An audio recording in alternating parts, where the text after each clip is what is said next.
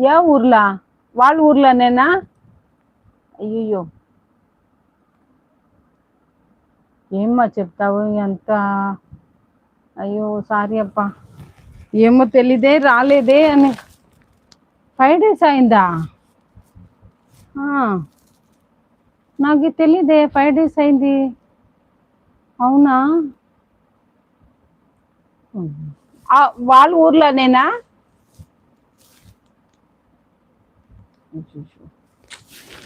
అమ్మ ఉండరా?